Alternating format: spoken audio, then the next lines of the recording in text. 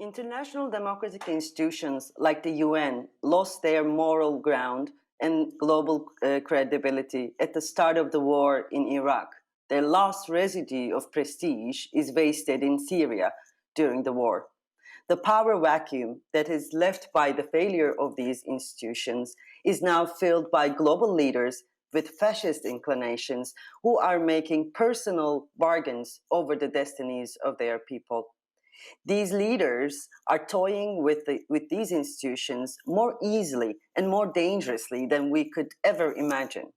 Right-wing populist leaders are rendering these institutions ineffective so that the consensuses of humanity are removed to create a vacuum in which these leaders can operate relentlessly as they desire.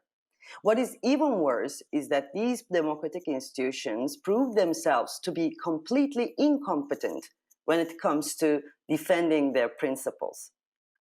New political organizations will also arise from the developing new political organisms that are taking place, that are emerging from the streets today.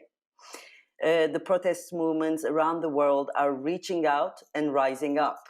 It began in Tahrir, and now it continues with Black Lives Matter.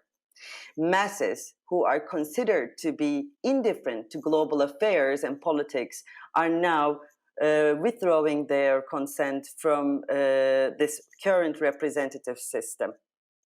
The scenes that have been emerging from these demonstrations are of those of a system that is at a breaking point, but there is no guarantee in which direction it will break. So our challenge today is to organize these spontaneous expressions of solidarity towards an enduring international movement. Democratic institutions like UN has to change. And this is only possible if we push them towards opening up to a more equal and true participation that stands upon grassroots politics.